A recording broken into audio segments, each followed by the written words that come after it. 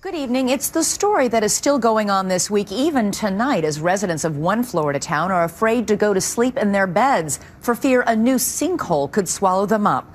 We'll have more details on that tragic story later, but first, a different kind of worry. That's right, Elizabeth. What if it doesn't lie underneath your home, waiting and hiding? Instead, it lives right next door or down the block. The neighbors from hell. Matt Gutman went on the trail of people you may not want living next to your home sweet home. The saying goes that good fences make good neighbors. But how do you build a fence high enough to shield you from this kind of behavior? As seen in this local news piece. How many fires have you had in your house? 3! Talking out kid. Okay, It's a big one. Yeah. It is a big one. Nut job. Kathy Hesterberg says her family had been living peacefully in this suburb outside St. Louis for 30 years. That was until last fall, when a SWAT team descended on her next-door neighbor's home, suspecting drugs. We heard this loud boom. There was SWAT officers, police officers coming out from between the houses. The man they were looking for? 48-year-old Greg Jennings, an avid hunter and the owner of a local tree trimming business. So let me get this straight. He blames you? Well, he actually put the blame on my mom. Kathy says Jennings accused her mother of tipping off police. He said that she tipped off a police officer that lives down the block. Starting that day, she says he became belligerent and bizarre. This is what he made. A noose in her front yard. What the hell is he doing? He started burning fires in the backyard. The smoke was just awful. You couldn't breathe. Deer carcasses beside the driveway and in the trash cans. I mean, you never knew what you were going to come home to. Are those okay? They're both working now. So she installed security cameras to document the antics. He made it a point night after night after night to prance around out there right on the property line. Each night, his behavior got more erratic. The cameras are out in plain sight. You'd figure they might serve as a deterrent, but not for Greg Jennings. According to Kathy, that's him in the dead of night, strolling the grounds in his underwear. And here, that's right, he's wearing a box on his head. Well, I come in disguise this time. So what should you do if you have a nasty neighbor? Don't show the pain. Calling the police all the time, they're getting the reaction that they want. They're going to keep doing it.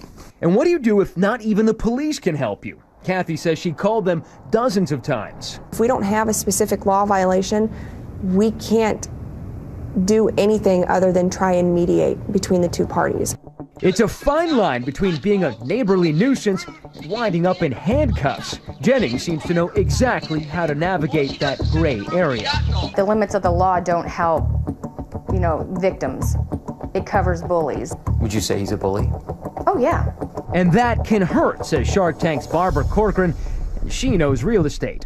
The problem with a nasty neighbor is not only that you've had to live with them for 4 or 5 years, but when you want to get rid of them and have to sell your home, you have to disclose it. And so the damage to your home is enormous. But since all that media attention, You're being a punk right now. You're being a punk. Kathy tells us she and Jennings were working towards a truce. So we figured we'd ask Greg Jennings his side of the story, and we left a letter and waited all day for him. Hello? It took a few attempts Your neighbors say you've been tormenting them, but I want to hear your side of the story, sir. before he finally sort of responded. Leave my property, I'm calling the police. Mr. Jennings, I will absolutely leave your property, but I'm sure you... Turns out he didn't like company on his side of the fence. Safely leave my property right now. You Go understand? away or we're calling the police. Okay. We left the property, but he called the police anyway. Ironically, it turns out he had just been slapped with felony drug charges. But 1,000 miles away, in sunny Miami, there was another landscaper allegedly making his neighbors' lives a bed of thorns. What's amazing is that this is your house, and that's his house right across the street. That's correct. That's correct. Francisco Torres says his feud with this man, Mitchell Agelco, started 2 years ago. Torres had fired Agelco as his landscaper. Big mistake. So, Torres says he installed a $70,000 security system. He even quit his job to monitor it full time, hoping to catch Agelco red-handed. Witness what he says is the ultimate landscaper's revenge: lawnicide. Watch Agelko's white truck driving by Torres's lawn. A mystery liquid squirts out the window. Torres says the grass died suddenly and never came back. Because there is so much poison that has been going through that there is no way any grass will grow. Exhibit B, Agelko's dogs roaming on Torres's property, followed by a frat house classic, Agelko allegedly throwing eggs at his house. Then things got downright medieval.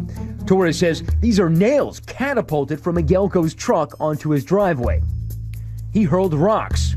Torres is also suspicious of another incident where two different men smashed his car windows, although Agelko has not been implicated.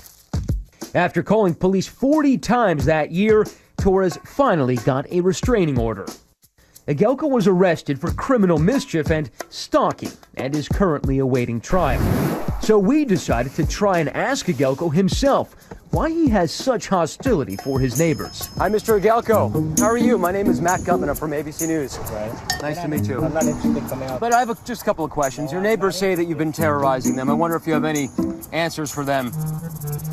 You're backing out. We just have a couple of questions for you, sir. You're not interested? Agelko's lawyer has said his client was also a victim in this neighborhood feud. So what is the best recourse for a community under siege by one of its own?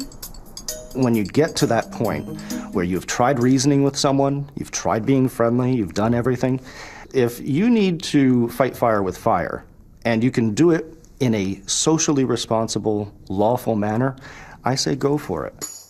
For this South Florida community, peace may only come after they've had their day in court.